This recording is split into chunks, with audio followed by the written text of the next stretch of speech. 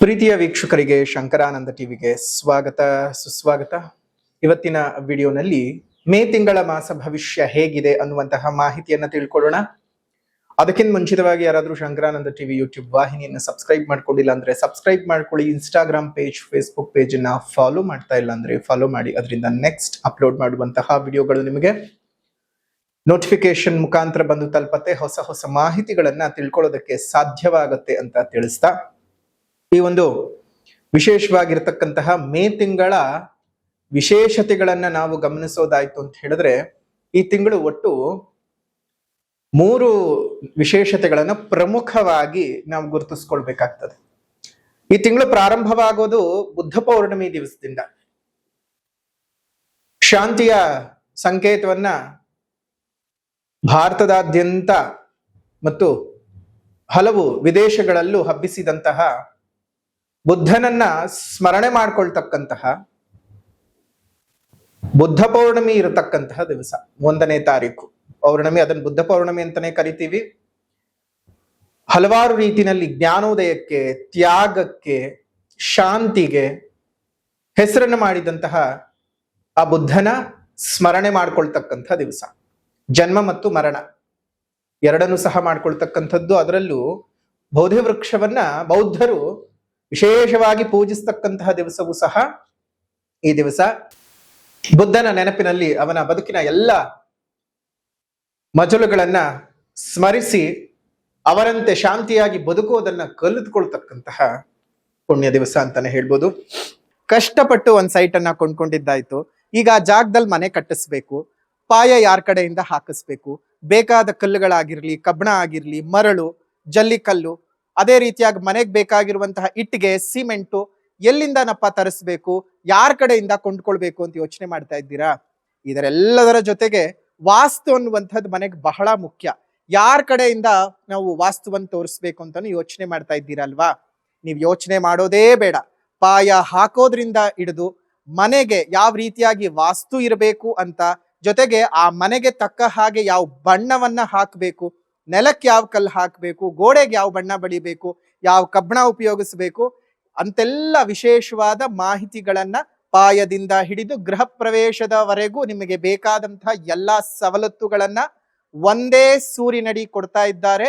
ಅತ್ಯಂತ ಕಡಿಮೆ ದರದಲ್ಲಿ ಉನ್ನತ ಗುಣಮಟ್ಟ ಇರತಕ್ಕಂತಹ ವಸ್ತುಗಳನ್ನ ಉಪಯೋಗಿಸಿ ನಿಮಗೆ ಅಂತಾನೆ ಮನೆಯನ್ನ ಕನ್ಸ್ಟ್ರಕ್ಷನ್ ಮಾಡಿಕೊಡ್ತಾ ಇದ್ದಾರೆ. ನಮ್ಮ ರಾಜಾಜಿನಗರದಲ್ಲಿರುವಂತಹ KMI ಕನ್ಸ್ಟ್ರಕ್ಷನ್ಸ್ ನವರು ನಿಮಗೆ ಏನಾದ್ರೂ ಮನೆ ಕಟ್ತಾ ಇದ್ದೀನಿ, ಎಲ್ಲಾ ರೀತಿಯಾದ ಗೊಂದಲಗಳಿದೆ ಅಂದ್ರೆ ಫಸ್ಟ್ ಇಲ್ಲಿರುವಂತಹ ಫೋನ್ ನಂಬರ್ಗೆ ಫೋನ್ ಮಾಡಿ ಎಲ್ಲಾ ಮಾಹಿತಿಗಳನ್ನ ನೀವು ಕುಲಂಕುಷವಾಗಿ ತಿಳ್ಕೊಂಡು ನಿಮಗೆ ಬೇಕಾದಂತಹ ಮನೆಯನ್ನ ನಿಮ್ಮ ಕೈಗೆಟಕುವ ದರದಲ್ಲಿ ಇವರೇ ಕಟ್ಟಿಕೊಡ್ತಾರೆ. ಎಲ್ಲಾ ವಿಚಾರಗಳನ್ನ ತಿಳ್ಕೊಂಡು ಮುಂದುವರಿರಿ. ಶುಭವಾಗ್ಲಿ. ಕನ್ಸ್ಟ್ರಕ್ಷನ್ಗೆ ಸಂಬಂಧಪಟ್ಟಂತಹ ಸಂಪೂರ್ಣ ಮಾಹಿತಿ ಬೇಕಾದ್ರೆ ಇಲ್ಲಿರುವಂತಹ ಫೋನ್ ನಂಬರ್ಗೆ ಫೋನ್ ಮಾಡಿ. ಶುಭವಾಗ್ಲಿ. ಅದರ ಜೊತೆಗೆ 11ನೇ ತಾರೀಕು 5ನೇ ತಿಂಗಳು 2026 ಅವತ್ತು ವಿಶೇಷವಾಗಿ ವೈಶಾಖ ಮಾಸದ ನವಮಿ. ಆ ನವಮಿ ತಿಥಿಯಂದು ಹನುಮತ್ ಜಯಂತಿ ಇರ್ತಕ್ಕಂಥದ್ದು. ನಮ್ಮ ಎಲ್ಲರ ಪ್ರೀತಿಯ ಹನುಮಂತ ದಾಸರ ಕೈನಲ್ಲಿ ಕಂದ ಅಂತ ಸೀತಾಮಾತೆ ಕರೆದ್ಲು ಅಂತ ಊಹೆ ಮಾಡಿಕೊಂಡು, ಎನ್ನ ಕಂದ ಹಳ್ಳಿಯ ಹನುಮ ಚೆನ್ನಾಗಿ ಹರೇ ಲಕ್ಷ್ಮಣ ದೇವರು ಅಂತ ಹೇಳಿ ದಾಸರು ಬರೀತಾರೆ. ಬಹುಶಃ ದಾಸರು ಊಹೆಯನ್ನ ಮಾಡಿಕೊಂಡು ಸೀತಾ ಮತ್ತು ಹನುಮಂತನ ಸಂವಾದ ಹೀಗಿದ್ದಿರಬಹುದು ಅನ್ನುವಂತಹ ಮಾತುಗಳು ಎಷ್ಟು ಚೆನ್ನಾಗಿದ್ದಾವಲ್ಲ. ಅಣುವೂ ಹೌದು, ಮಹಾಬಲನೂ ಹೌದು. ಇಂತಹ ಹನುಮಂತ ನಮ್ಮ ಕಿಷ್ಕಿಂಧದಲ್ಲಿ ಕೇಸರಿ ಮತ್ತು ಅಂಜನಾದೇವಿಗೆ ಜನ್ಮಿಸಿದಂತಹ ಪುಣ್ಯದ ದಿವಸ ವೈಶಾಖ ನವಮಿ. ಹಾಗಾಗಿ ಹನುಮತ್ ಜಯಂತಿಯನ್ನ ಆಚರಣೆ ಮಾಡ್ತಾ ಇದ್ದೇವೆ. 17ನೇ ತಾರೀಕಿನಿಂದ ಜೂನ್ 15ನೇ ತಾರೀಕಿನವರೆಗೂ, ಮೇ 17ನೇ ತಾರೀಕಿನಿಂದ ಜೂನ್ 15ನೇ ತಾರೀಕಿನವರೆಗೂ ಜ್ಯೇಷ್ಠ ಅಧಿಕ ಮಾಸ ಬರುವಂಥದ್ದು. ಈ ಅಧಿಕ ಮಾಸ 32-33 ತಿಂಗಳಿಗೆ ಒಂದ್ಸಲ ಬರ್ತಾ ಇರುತ್ತೆ. ಯಾಕೆ ಬರುತ್ತಪ್ಪ ಅಂತ ಹೇಳಿದ್ರೆ, ನೋಡಿ, ಚಂದ್ರನ ಒಂದು ವರ್ಷದ ಲೆಕ್ಕವನ್ನು ತಗೊಂಡ ಸಂದರ್ಭಕ್ಕೆ 354 ದಿನಗಳಾಗ್ತದೆ. ಅದೇ ರೀತಿಯಾಗಿ ಸೂರ್ಯನ ದಿನಗಳನ್ನು ತೆಗೆದುಕೊಂಡಂತಹ ಸಂದರ್ಭದಲ್ಲಿ 365 ದಿವಸಗಳು ಬರುತ್ತೆ. ಒಟ್ಟಾರೆಯಾಗಿ 10-11 ದಿವಸಗಳ ಅಂತರ ಸೂರ್ಯ ಮತ್ತು ಚಂದ್ರನಿಗೆ ಇರ್ತಕ್ಕಂಥದ್ದು. ಅದನ್ನ ಬ್ಯಾಲೆನ್ಸ್ ಮಾಡುವಂತಹ ಸಲುವಾಗಿ ಒಂದು ತಿಂಗಳನ್ನ 32-33 ತಿಂಗಳು ಒಂದ್ಸಲ ಆಡ್ ಮಾಡಿದ ಸಂದರ್ಭಕ್ಕೆ ಎರಡನ್ನು ಸಮಾನಾಂತರಿಸುವ ರೀತಿನಲ್ಲಿ ನೋಡಿದಾಗ ಸೂರ್ಯ ಒಂದು ರಾಶಿಯಿಂದ ಇನ್ನೊಂದು ರಾಶಿಗೆ ಪ್ರವೇಶ ಮಾಡದೇ ಇರತಕ್ಕಂತಹ ತಿಂಗಳು ಅದಾಗಿರ್ತದೆ. ಹಾಗಾಗಿ ಅದನ್ನು ಅಧಿಕ ಮಾಸ ಅಂತ ಕರಿತೀವಿ. ಅಧಿಕ ಮಾಸದಲ್ಲಿ ನಮಗೆ ಈ ಜಪತಪಗಳು, ದಾನ ಧರ್ಮಗಳು, ಮನಸ್ಸನ್ನ ಶುದ್ಧವಾಗಿ ಇಟ್ಟುಕೊಂಡಿರ್ತಕ್ಕಂತಹದ್ದು, ಈ ರೀತಿಯಾಗಿರ್ತಕ್ಕಂಥ ವಿಚಾರಗಳಿಗೆ ಬಹಳ ಪ್ರಾಶಸ್ತ್ಯವನ್ನು ಕೊಡ್ತಕ್ಕಂಥದ್ದು. ಹಾಗಾಗಿ ಅಧಿಕ ಮಾಸದ ಆಚರಣೆಯನ್ನ ತಾವೆಲ್ಲರೂ ಸಹ ಮಾಡಬೇಕು. ಅದೆಲ್ಲವೂ ಸಹ ಒಳ್ಳೇದಾಗ್ತಕ್ಕಂತಹದ್ದು. ಇನ್ನು ಪ್ರಮುಖವಾಗಿ ಬದಲಾಗ್ತಾ ಇರತಕ್ಕಂತಹ ಗ್ರಹಗಳನ್ನ ನೋಡಿದಂತಹ ಸಂದರ್ಭದಲ್ಲಿ 11ನೇ ತಾರೀಕು 5ನೇ ತಿಂಗಳು 2026 ಕುಜ ಮೇಷರಾಶಿಗೆ ಪ್ರವೇಶವನ್ನು ಮಾಡ್ತಾ ಇದ್ದಾನೆ. 14ನೇ ತಾರೀಕು 5ನೇ ತಿಂಗಳು 2026 ಬುಧ ವೃಷಭ ರಾಶಿಗೆ ಪ್ರವೇಶ ಮಾಡಿದ್ರೆ ಅದೇ ದಿವಸ ಅಂದ್ರೆ 14ನೇ ತಾರೀಕೆ ಶುಕ್ರ ಮಿಥುನ ರಾಶಿಗೆ ಪ್ರವೇಶ ಮಾಡ್ತಾ ಇದ್ದಾನೆ. 15ನೇ ತಾರೀಕು 5ನೇ ತಿಂಗಳು 2026 ವೃಷಭ ರಾಶಿಗೆ ರವಿ ಪ್ರವೇಶ ಮಾಡ್ತಾ ಇದ್ದಾನೆ. 29ನೇ ತಾರೀಕು 5ನೇ ತಿಂಗಳು 2026 ಮಿಥುನ ರಾಶಿಗೆ ಬುಧ ಪ್ರವೇಶ ಮಾಡ್ತಾ ಇರತಕ್ಕಂಥದ್ದು. ಇದಿಷ್ಟು ಗ್ರಹದ ಸ್ಥಾನದ ಬದಲಾವಣೆಯ ವಿಚಾರಗಳು. ಜೊತೆಗೆ ಈ ಮೇ ತಿಂಗಳಲ್ಲಿ ಕೃತಿಕಾ ಮಳೆ ಇದೆ. ಕೃತಿಕಾ ಮಳೆಯನ್ನ ನಾವು ನಿರೀಕ್ಷೆ ಮಾಡಬಹುದು 11ನೇ ತಾರೀಕಿನಿಂದ 25ನೇ ತಾರೀಕಿನವರೆಗೂ. ಇದು ನಮ್ಮ ರೈತಾಪಿ ವರ್ಗದವರಿಗೆ ಬಹಳ ಅನುಕೂಲ ಆಗ್ತಕ್ಕಂತಹ ವಿಚಾರ. ಯಾವ ದಿನಾಂಕಗಳಲ್ಲಿ ಮಳೆ ಬರಬಹುದಪ್ಪ ಅಂತಂದ್ರೆ ನೋಡಿ, 11ನೇ ತಾರೀಕು, 12ನೇ ತಾರೀಕು, 13ನೇ ತಾರೀಕು, 16ನೇ ತಾರೀಕು, 17ನೇ ತಾರೀಕು, 20ನೇ ತಾರೀಕು, 21ನೇ ತಾರೀಕು, 22ನೇ ತಾರೀಕು, 23ನೇ ತಾರೀಕು, 24ನೇ ತಾರೀಕು, ಇದಿಷ್ಟು ದಿವಸಗಳು ಸಾಧಾರಣವಾಗಿರತಕ್ಕಂತಹ ಮಳೆಯನ್ನ ನಿರೀಕ್ಷೆ ಮಾಡಬಹುದು. ಇದು ನಮ್ಮ ರೈತಾಪಿ ವರ್ಗದವರಿಗೆ ಬಹಳ ಅನುಕೂಲತೆಗಳು. ಯಾಕಂದ್ರೆ ಇನ್ನೇನು ಮತ್ತೆ ಕೃಷಿ ಚಟುವಟಿಕೆಗಳು ಮಾಡಿಕೊಳ್ಬೇಕಲ್ಲ, ಜೀವನೋಪಾಯ ಆಗ್ಲೇಬೇಕಲ್ಲ. ಹಾಗಾಗಿ ಅವತ್ತಿನ ದಿವಸಗಳು ಮಳೆಯನ್ನ ನಿರೀಕ್ಷೆ ಮಾಡಬಹುದು. ಈ ಗ್ರಹಸ್ಥಿತಿಗಳ ಬದಲಾವಣೆಗಳಿಂದಾಗಿ ರಾಶಿ ಭವಿಷ್ಯ ಹೇಗಿದೆ ಅಂತ ಈಗ ಗಮನಿಸೋಣ.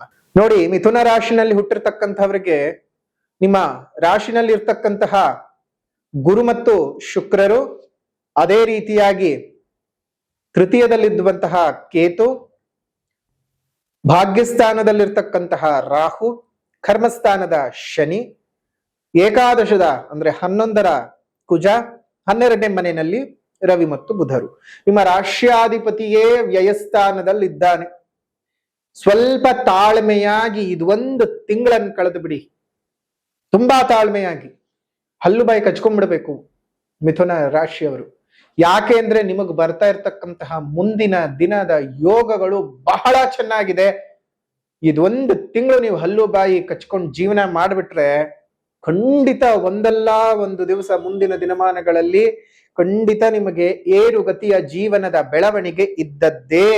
ಹಾಗಾಗಿ ಈ ಏರುಗತಿಯ ಬೆಳವಣಿಗೆಯನ್ನ ನೀವು ನೋಡ್ಕೊಳ್ಬೇಕು ಅಂತಂದ್ರೆ ನಿಮಗೆ ಒಳ್ಳೆ ಬೆಳವಣಿಗೆ ಆಗೇ ಆಗ್ತದೆ. ಯೋಚನೆ ಮಾಡುವಂತಹ ಅವಶ್ಯಕತೆ ಇಲ್ಲ. ಆದ್ರೆ ಈ ತಿಂಗಳು ಸ್ವಲ್ಪ ಅರಿಷ್ಟ ಫಲಗಳಿದೆ. ಆಲ್ಮೋಸ್ಟ್ ಈ ಒಂದು ಪರಾಭವ ನಾಮ ಸಂವತ್ಸರದಲ್ಲಿ ಈ ಒಂದು ತಿಂಗಳಷ್ಟೇ ನಿಮಗೆ ತುಂಬಾ ಅನಿಷ್ಟ ಫಲಗಳು, ಕೆಟ್ಟ ಫಲಗಳು. ಇಷ್ಟು ದಿವಸ ಸಹಿಸ್ಕೊಂಡಿದ್ದೀರಾ, ಇಷ್ಟು ದಿವಸ ಅವಮಾನಗಳನ್ನು ಎದುರಿಸಿದ್ದೀರಾ, ರಕ್ತ ಕಣ್ಣೀರ್ ಹಾಕಿದ್ದೀರಾ, ಇನ್ನೊಂದು ಸ್ವಲ್ಪ ದಿನ ಹಾಕ್ಬಿಡಿ. ಈ ಒಂದು ತಿಂಗಳಲ್ಲಿ ಹಣಕಾಸಿಗೆ ಬಹಳ ಕಷ್ಟ ಆಗುತ್ತೆ. ಆರೋಗ್ಯದಲ್ಲಿ ಬಹಳ ಸಮಸ್ಯೆಗಳು ಉಂಟಾಗ್ತಾ ಇದೆ. ವ್ಯಾಪಾರದಲ್ಲಿ ಅಭಿವೃದ್ಧಿ ಇಲ್ಲದೆ ಕೊರಗ್ತಾ ಇದ್ದೀರಿ. ಆಸ್ತಿ ವಿಚಾರದ ವ್ಯಾಜ್ಯಗಳು ನಿಮ್ಮ ಕೈ ಮೀರಿ ಹೋಗ್ತಾ ಇದೆ ಅಂತ ಅನ್ಸುತ್ತೆ. ವಿದ್ಯಾರ್ಥಿಗಳಿಗೆ ವಿದ್ಯಾಪ್ರಾಪ್ತಿಯಾಗದೆ ಒದ್ದಾಟ ಮಾಡತಕ್ಕಂತಹ ಪರಿಸ್ಥಿತಿಗಳು ಬರ್ತವೆ. ಅತ್ಯಂತ ಕಾಠಿಣ್ಯಪೂರ್ವಕವಾಗಿ ನಿಮ್ಮ ಜೀವನದಲ್ಲಿ ಹಲವು ಸಮಸ್ಯೆಗಳನ್ನ ಎದುರಿಸಬೇಕಾಗ್ತದೆ. ಮನಸ್ಸಿಗೆ ಬಹಳ ಚಿಂತೆ ಮತ್ತು ವ್ಯಾಕುಲತೆಗಳು ಉಂಟಾಗತಕ್ಕಂತಹ ಸಮಯಗಳು. ಪ್ರಯಾಣದಲ್ಲಿ ಅಶುಭದಾಯಕವಾದಂತಹ ವಾತಾವರಣ. ಲಾಭಾಧಿಪತಿಯು ಲಾಭಕ್ಕೆ ಬಂದು ನಷ್ಟವನ್ನ ಕೊಡ್ತಕ್ಕಂತಹದ್ದು. ಕಾರಕೋ ಭಾವನಾಶನ. ಆ ಕಾರಕ ಸ್ಥಾನದ ಗ್ರಹಗಳು ಅದೇ ಸ್ಥಾನದಲ್ಲಿ ಬಂದಂತಹ ಸಂದರ್ಭಕ್ಕೆ ಆ ಭಾವವನ್ನ ನಾಶ ಮಾಡ್ತಾರೆ. ಕಾರಕೋ ಭಾವನಾಶನ. ಆದ್ರೆ ಇದು ಶಾಶ್ವತವಾಗಿ ಆಗಲ್ಲ, ಬರೆದಿಟ್ಕೊಳ್ಳಿ. ಕತ್ತಲಿದೆ ಅಂದ ಮೇಲೆ ಪುನಃ ಬೆಳಕಾಗಲೇಬೇಕು. ಜೂನ್ ತಿಂಗಳಿನಿಂದ ಬೆಳಕಿನ ಸಮಯ ಬರುತ್ತೆ. ಸ್ವಲ್ಪ ಮಟ್ಟಕ್ಕೆ ತಾಳ್ಮೆ ತಾಳ್ಮೆ ತಾಳ್ಮೆ. 12 ವರ್ಷದ ನಂತರ ಏನ್ ಹೇಳಿ, 12 ವರ್ಷಗಳ ನಂತರ ನಿಮ್ಮ ಧನಸ್ಥಾನಕ್ಕೆ ಗುರುವಿನ ಆಗಮನ ಉಂಟಾಗ್ತಾ ಇದೆ. ಅದೊಂದರ ಬಹಳ ದೊಡ್ಡ ಮಟ್ಟದ ನಿರೀಕ್ಷೆ ಇಟ್ಕೋಬಹುದು. ಗುರು ಶಾಂತಿಯನ್ನ ಒಮ್ಮೆ ಮಾಡಿಸ್ಕೊಳ್ಳಿ, ಶನಿ ಶಾಂತಿಯನ್ನೊಮ್ಮೆ ಮಾಡಿಸ್ಕೊಳ್ಳಿ. ಜೊತೆಗೆ ಈ ತಿಂಗಳು ಅಧಿಕ ಮಾಸ ಇದೆ. ಸಾಧ್ಯವಾದಷ್ಟು ನಿಮ್ ಕೈಲಿ ಏನಾಗತ್ತೆ ಅದನ್ನ ಯಾರಿಗಾದ್ರೂ ಉಪಯೋಗ ಇರ್ತಕ್ಕಂಥವ್ರಿಗೆ ಧಾನ್ಯದ ಅಥವಾ ಶಾಖ ತರಕಾರಿ ಅಥವಾ ನಿಮ್ಗೆ ಏನ್ ಸಾಧ್ಯವಾಗತ್ತೆ ಅದನ್ನ ದಾನವಾಗಿ ಕೊಟ್ಬಿಡಿ. ಇದೊಂದು ತಿಂಗಳು ಸಹಿಸ್ಕೊಂಬಿಡಿ. ಮಿಥುನ ರಾಶಿಯವರು ಇದು 1 ತಿಂಗಳು ಸಹಿಸ್ಕೊಳ್ಳಿ. ಮುಂದಿನ ದಿನಗಳು ನಿಮಗೆ ತುಂಬಾ ಚೆನ್ನಾಗಿದೆ. ಯೋಚನೆ ಮಾಡುವಂತಹ ಅವಶ್ಯಕತೆ ಏನಿಲ್ಲ. ಉದ್ಯೋಗದಲ್ಲಿ ಈ ತಿಂಗಳು ಬಹಳ ಕಿರಿಕಿರಿಗಳು, ತಿರುಗಾಟಗಳು ಆಗತ್ತೆ. ಬರ್ದಿಟ್ಕೊಳ್ಳಿ, ಅವ್ರ ಕರ್ಮ ಅವ್ರು ತಿಂದೇ ತಿಂತಾರೆ. ನಿಮಗೆ ಇವತ್ತು ಯಾರು ಅವಮಾನ ಮಾಡಿರ್ತಾರಲ್ಲ, ಬರೆದಿಟ್ಕೊಳ್ಳಿ. 3 ತಿಂಗಳ ಹೊತ್ತಿಗೆ ಅವ್ರು ಬಂದು ನಿಮ್ ಕಾಲ್ ಹತ್ರ ಬಿದ್ದಿರ್ತಾರೆ. ಅಲ್ಲಿವರೆಗೂ ತಾಳ್ಮೆ. ನಳಮಹಾರಾಜನೇ ಸುತ್ಕೊಳ್ಳೋಕ್ಕೊಂದು ಬಟ್ಟೆ ಇಲ್ದೆ, ಹಾಕೊಳ್ಳೋಕ್ಕೊಂದು ಲಂಗೋಟಿ ಇಲ್ದೆ, ಹೆಂಡತಿಯ ಸೀರೆಯ ಸೆರಗನ್ನ ಹರಿದು ಸೊಂಟಕ್ ಸುತ್ಕೊಂಡು ನಡುರಾತ್ರಿ ಕಾಡಿನಲ್ಲಿ ಹೋಗ್ಬಿಟ್ಟ. ಭಾರತ ಖಂಡದ ಚಕ್ರವರ್ತಿ ನಳ ಮಹಾರಾಜ. ಭಾರತ ಖಂಡವನ್ನ ಆಳ್ತಾ ಇದ್ದಂತಹ ವಿಕ್ರಮಾದಿತ್ಯನು ತನ್ನೆರಡು ಕೈಕಾಲುಗಳನ್ನ ಕಳೆದುಕೊಂಡು ಬಿಟ್ಟ ಕೆಡುಕಿನ ಕಾಲಕ್ಕೆ. ತಪ್ಪೇ ಮಾಡದೇ ಇರೋ ಬೃಹಸ್ಪತಿ ಆಚಾರ್ಯರು ಕೊಲೆಗಾರನಾಗಿ ಕೊಲೆಗಡುಕನ ಪಟ್ಟವನ್ನ ಕಟ್ಕೊಳ್ಬೇಕಾಗಿ ಬಂತು ಅಲ್ವಾ? ಹಾಗಾಗಿಯೇ ಈ ಒಂದು ವಿಚಾರಗಳನ್ನ ನಾವು ಗಮನಿಸಿದಾಗ ಸ್ವಲ್ಪ ತಾಳ್ಮೆ ತುಂಬಾ ಮುಖ್ಯ. ಮಿಥುನ ರಾಶಿಯವರಿಗೆ ಆರೋಗ್ಯದಲ್ಲಿ ಏರುಪೇರುಗಳು ಉಂಟಾಗುತ್ತೆ. ಯಾರನ್ನು ನಂಬಿ ಹಣಕಾಸಿನ ವ್ಯವಹಾರಗಳನ್ನ ಮಾಡಕ್ ಹೋಗಬಾರದು. ತುಂಬಾ ಹುಷಾರಾಗಿದ್ದು ಜೀವನನ ನಡೆಸ್ತಾ ಹೋಗಿ. ನಿಮ್ಮೆಲ್ಲರಿಗೂ ಸಹ ಒಳ್ಳೇದ್ ಆಗೇ ಆಗತ್ತೆ. ಒಳ್ಳೇದ್ ನಡಿಬೇಕು. ವಿದ್ಯಾರ್ಥಿಗಳಿಗೆ ಈ ತಿಂಗಳಿಂದಾನೇ ಪರವಾಗಿಲ್ಲ, ಸ್ವಲ್ಪ ಮಟ್ಟಕ್ಕೆ ಚೇತರಿಕೆ ಇದೆ, ವಿದ್ಯಾಭ್ಯಾಸದಲ್ಲಿ ಚೇತರಿಕೆ ಇದೆ. ನಿರುದ್ಯೋಗಿಗಳಿಗೂ ಅಷ್ಟೇ ಒಂದಷ್ಟು ಕೆಲಸ ಕಾರ್ಯಗಳು ಸಿಗುತ್ತೆ. ಸರ್ಕಾರಿ ಉದ್ಯೋಗಿಗಳಿಗೆ ಒಂದಷ್ಟು ಉದ್ಯೋಗದಲ್ಲಿ ಒತ್ತಡಗಳು ಜಾಸ್ತಿ ಆಗತಕ್ಕಂತಹದ್ದು. ಮಿಥುನ ರಾಶಿನಲ್ಲಿ ಹುಟ್ಟಿರ್ತಕ್ಕಂಥವ್ರಿಗೆ ಧನವ್ಯಯಗಳು ಜಾಸ್ತಿ ಉಂಟಾಗ್ತದೆ. ಜೊತೆಗೆ ಕಾರ್ಯ ಸಾಧನೆ ಆದ್ರೂ ಸಹ ಅಧಿಕ ತಿರುಗಾಟದಿಂದ ಕಾರ್ಯ ಸಾಧನೆಗಳು ಆಗ್ತವೆ. ಸ್ವಲ್ಪ ಜಾಗ್ರತೆಯಾಗಿರಿ. ಹೇಳೋ ಪರಿಹಾರದ ಕ್ರಮಗಳನ್ನು ಸರಿಯಾಗಿ ಮಾಡ್ಕೊಳ್ಳಿ. ಗುರು ಶಾಂತಿಯನ್ನ ಮಾಡ್ಕೊಳ್ಳಿ. ಯಾಕಪ್ಪ ಗುರುವಿನ ಅವಶ್ಯಕತೆನಾದ್ರೂ ಏನಪ್ಪಾ ಅಂತ ಹೇಳಿದ್ರೆ, ಗುರುವಿನ ಅನುಗ್ರಹ ನಮಗೆ ಯಾಕಪ್ಪ ಬೇಕು ಅಂತ ಹೇಳಿದ್ರೆ, ನಮ್ಮ ಜೀವನದಲ್ಲಿ ಯಾವುದೇ ರೀತಿಯಾಗಿರ್ತಕ್ಕಂತಹ ಒಳ್ಳೆಯದ್ದು ಅಂದ್ರೆ ಒಂದು ವಿವಾಹವಾಗಬಹುದು, ಸಂತಾನದ ಭಾಗ್ಯ ಆಗ್ಬಹುದು, ಕೆಲಸವಾಗಬಹುದು, ವಿದ್ಯಾಭ್ಯಾಸವಾಗಬಹುದು, ಜೀವನದ ಅಭಿವೃದ್ಧಿ ಆಗಬಹುದು, ಆಸ್ತಿ ಸಿಗ್ತಕ್ಕಂತಹದ್ದು, ಅದೃಷ್ಟ ಸಿಗತಕ್ಕಂತಹದ್ದು, ನಮ್ಮ ಇಚ್ಛಿತ ಜೀವನವನ್ನ ನಮ್ಮ ಇಚ್ಛೆಗೆ ಬೇಕಾದ ಹಾಗೆ ಸಂಪೂರ್ಣವಾಗಿ ಉಪಯೋಗಿಸಿಕೊಂಡು ಜೀವಿಸುವಂತಹದ್ದಾಗಬಹುದು. ಇಂಥದ್ದಕ್ಕೆಲ್ಲ ಗುರುಬಲ ಬೇಕೇ ಬೇಕು. ಗೋಚಾರದಲ್ಲಿ ಗುರುಬಲ ವರ್ಷದಿಂದ ವರ್ಷಕ್ಕೆ ಭಿನ್ನವಾಗ್ತಾ ಹೋಗ್ತಾ ಇದ್ದಿರುತ್ತೆ. ಆದ್ರೆ ನಿಮ್ ಜನ್ಮಜಾತಕದಲ್ಲೂ ಏನಾದರೂ 3ನೇ ಮನೆಯಲ್ಲಾಗ್ಲಿ, 6ನೇ ಮನೆಯಲ್ಲಾಗ್ಲಿ, 8ನೇ ಮನೆಯಲ್ಲಾಗ್ಲಿ, 12ನೇ ಮನೆಯಲ್ಲಾಗ್ಲಿ ಗುರುವಿನ ಸಂಚಾರ ಇದ್ದಾಗ ಖಂಡಿತವಾಗಿಯೂ ನೀವು ಸಹ ಗುರು ಶಾಂತಿಯನ್ನು ಮಾಡಿಸ್ಲೇಬೇಕಾಗ್ತದೆ. ಕಾರಣ ನಿಮಗೆ ಜಾತಕದ ಒಳಗಡೆಯೇ ಗುರುವಿನ ಅನುಗ್ರಹ ಸರಿಯಾಗಿ ಇರೋದಿಲ್ಲ. ಗೋಚಾರದಲ್ಲಿ ಬಂದ್ರೆಷ್ಟು ಬಿಟ್ರೆಷ್ಟು 20 ಭಾಗದ ಫಲ. ಹಾಗಾಗಿ ಗುರು ಮಹಾಯಾಗಕ್ಕೆ ಬಂದ ಸಂದರ್ಭಕ್ಕೆ ನಿಮ್ಮ ಜನ್ಮ ಜಾತಕದ್ದು ಮತ್ತು ಗೋಚಾರದ್ದು ಎರಡೂ ಸಹ ಪರಿಹಾರ ಆಗ್ತದೆ. ಅಷ್ಟು ಮಾತ್ರ ಅಲ್ಲ, ಈಗ ಗುರುವು ಕರ್ಕಾಟಕ ರಾಶಿಗೆ ಪ್ರವೇಶ ಮಾಡ್ತಾ ಇರೋದ್ರಿಂದಾಗಿ ಯಮುನಾ ನದಿಯು ಪುಷ್ಕರವಾಗ್ತದೆ. ಪುಷ್ಕರ ಸ್ನಾನ ನಾವು ಪ್ರತಿ ವರ್ಷ ಮಾಡ್ತಾನೆ ಇರ್ತೇವೆ. ಗುರುವು ತನ್ನ ರಾಶಿ ಚಕ್ರದ ಬದಲಾವಣೆಯಿಂದ ಹಲವಾರು ನದಿಗಳು ಪುಷ್ಕರವಾಗ್ತಾನೆ ಇರುತ್ತೆ. 12 ನದಿಗಳು, ಗಂಗೆಯಿಂದ ನರ್ಮದಾ ನದಿಯವರೆಗೂ. ಗಂಗಾ ಆಗಬಹುದು, ಅದೇ ರೀತಿಯಾಗಿ ಸಿಂಧು ಆಗಬಹುದು, ಸರಸ್ವತಿ ಆಗಬಹುದು, ಗೋದಾವರಿ, ಕೃಷ್ಣ, ಕಾವೇರಿ, ತುಂಗಭದ್ರ, ನರ್ಮದಾ, ಹೀಗೆ 16 ನದಿಗಳು, 12 ನದಿಗಳು ಪರಮ ಪವಿತ್ರವಾಗಿ ಪುಷ್ಕರವಾಗುತ್ತವೆ. ಆ ಪುಷ್ಕರವಾದ ಸಂದರ್ಭದಲ್ಲಿ ನದಿ ತೀರ್ಥದಲ್ಲಿ ಪುಷ್ಕರ ಸ್ನಾನವನ್ನ ಮಾಡ್ತಕ್ಕಂಥದ್ದು ಪದ್ಧತಿ. ನಿಮ್ಮ ಜನ್ಮ ಜಾತಕದಲ್ಲಿ ಏನಾದರೂ ಗುರು ಮತ್ತು ರಾಹು ಕರ್ಕಾಟಕ ರಾಶಿಯಲ್ಲಿ ಇದ್ದ ಸಂದರ್ಭಕ್ಕೆ ಅದನ್ನ ಗುರುರಾಹು ಚಾಂಡಾಲ ಯೋಗ ಅಂತ ಕರಿತೀವಿ. ಆ ಚಾಂಡಾಲ ಯೋಗ ಯಾಕಾದ್ರೂ ಬರುತ್ತಪ್ಪ ಅಂತ ಹೇಳಿದ್ರೆ, ನದಿಯನ್ನ ನೀವು ಮೈಲಿಗೆ ಮಾಡಿದ್ರಿ, ನದಿಗೆ ಏನಾದ್ರೂ ಅಪಚಾರಗಳನ್ನ ಮಾಡಿದ್ದಾಗ, ನದಿ ನೀರನ್ನ ನೀವು ಅಪವಿತ್ರಗೊಳಿಸಿದ್ದಾಗ ನಿಮಗೆ ಗುರು ಮತ್ತು ರಾಹು ಒಟ್ಟಿಗೆ ಒಂದೇ ರಾಶಿಯಲ್ಲಿ ಸಂಚಾರ ಮಾಡ್ತಾರೆ. ಒಂದೊಂದು ಭಾಗದಲ್ಲಿ ಇದ್ದ ಸಂದರ್ಭದಲ್ಲಿ ಒಂದೊಂದು ನದಿಯ ಶಾಪಗಳು ಅಂತ ನಾವು ಕರಿತೀವಿ. ಕರ್ಕಾಟಕ ರಾಶಿಯಲ್ಲಿ ಇದ್ದ ಸಂದರ್ಭಕ್ಕೆ ಯಮುನಾ ನದಿಯ ಶಾಪ ಉಂಟಾಗಿರ್ತದೆ. ಆ ಯಮುನಾ ನದಿಯಲ್ಲಿ 12 ವರ್ಷಕ್ಕೊಮ್ಮೆ ಬರ್ತಕ್ಕಂತಹ ಈ ಪುಷ್ಕರ ಸ್ನಾನವನ್ನ ಮಾಡಬೇಕಾಗ್ತದೆ. ಸಾಧ್ಯವಾದಂಥವರು ಯಮುನಾ ಘಟ್ಟಕ್ಕೆ ಹೋಗಿ ಯಮುನಾ ಘಟ್ಟದಲ್ಲೇ ಸ್ನಾನ ಮಾಡ್ಕೊಂಡು ಬನ್ನಿ. ಸಾಧ್ಯವಿಲ್ಲದೆ ಇರತಕ್ಕಂಥವರಿಗೆ ನಾವು ಯಮುನಾ ತೀರ್ಥವನ್ನ ದಿನಾಂಕ 31ನೇ ತಾರೀಕು 5ನೇ ತಿಂಗಳು 2026 ಗುರು ಮಹಾಯಾಗದ ಸಂದರ್ಭದಲ್ಲಿ ಪೂಜಿಸಿ ನಿಮಗೆ ಕೊಡ್ತೀವಿ, ಉಚಿತವಾಗಿ ಕೊಡ್ತೀವಿ. ಬಂದಂಥವರಿಗೆ ಆ ಯಮುನಾ ತೀರ್ಥವನ್ನ ನೀವೇನ್ ಮಾಡಬೇಕು, ಜೂನ್ 15ನೇ ತಾರೀಕಿನ ಒಳಗೆ ನಿಮ್ಮ ಮನೆಯಲ್ಲಿ 3 ದಿವಸಗಳ ಕಾಲ ಇಟ್ಕೊಂಡಿದ್ದು ಪೂಜಿಸಿ, ಅದಾದ ನಂತರ ಸ್ನಾನದ ನೀರಿಗೆ ಆ ಯಮುನಾ ತೀರ್ಥವನ್ನ ಮಿಶ್ರಣ ಮಾಡಿಕೊಂಡು ಸ್ನಾನ ಮಾಡಿದ್ದೆ ಆದ್ರೆ ಆ ಯಮುನಾ ಘಟ್ಟದಲ್ಲಿ ಸ್ನಾನ ಮಾಡಿದಂತಹ ಪುಣ್ಯದ ಫಲವೇ ಸಿಗ್ತದೆ. ಹಾಗಾಗಿ ಈ ಒಂದು ಉಪಯೋಗವನ್ನ 31ನೇ ತಾರೀಕು 5ನೇ ತಿಂಗಳು 2026 ವಿಶೇಷವಾದಂತಹ ಆ ಕಾಲಘಟ್ಟದಲ್ಲಿ ನಾವು ನಿಮ್ಗೆ ಉಚಿತವಾಗಿ ಕೊಡ್ತಾ ಇದ್ದೇವೆ. ಯಾಗಕ್ಕೆ ಬರ್ತಕ್ಕಂಥವರಿಗೆ ಮತ್ತು ಗುರು ಶಾಂತಿಯಲ್ಲಿ ಪಾಲ್ಗೊಂಡವರಿಗೂ ಸಹ, ಯಾರು ಪೂಜೆ ಮಾಡಿಸ್ತಾ ಇದ್ದೀರಾ ಅವರಿಗೂ ಕೊಡ್ತೀವಿ, ಮಾಡಿಸದೇ ಇದ್ದಂಥವರಿಗೂ ಕೊಡ್ತೀವಿ. ಪೂಜೆ ಮಾಡಿಸಿದಂಥವ್ರಿಗೆ ಮಾತ್ರ ಅಂತಾನೆ ಅಲ್ಲ, ಯಾರು ಬಂದು ಬೇಕಾದ್ರೂ ಯಮುನಾ ತೀರ್ಥ ಬೇಕು ಅಂತ ಹೇಳಿ ಕೇಳಿ ತಗೊಂಡು ಹೋಗಿ. ಸ್ವತಃ ನಾವೇ ಕೊಡ್ತೀವಿ, ನಿಮ್ಗೆ ಅನುಕೂಲತೆಗಳು ಉಂಟಾಗ್ಲಿ. ಅದೇ ರೀತಿಯಾಗಿ ಗುರು ಮಹಾಯಾಗದಲ್ಲಿ ವಿಶೇಷವಾಗಿ ಪಾಲ್ಗೊಂಡು ನಿಮ್ಮ ಜೀವನದಲ್ಲಿರ್ತಕ್ಕಂತಹ ಗುರುದೋಷವನ್ನ ನಿವಾರಣೆ ಮಾಡ್ಕೊಳ್ಳಿ. ಈ ಗುರು ಮಹಾಯಾಗದ ಶುಲ್ಕವು ನಿಮಗೆ 800 ರೂಪಾಯಿಗಳಾಗಿರುತ್ತೆ. ಸೊ ಹಾಗಾಗಿ ಈ ವಿಶೇಷವಾಗಿರ್ತಕ್ಕಂತಹ ಗುರು ಮಹಾಯಾಗದಲ್ಲಿ ಪಾಲ್ಗೊಳ್ಳೋದು ಮರಿಬೇಡಿ.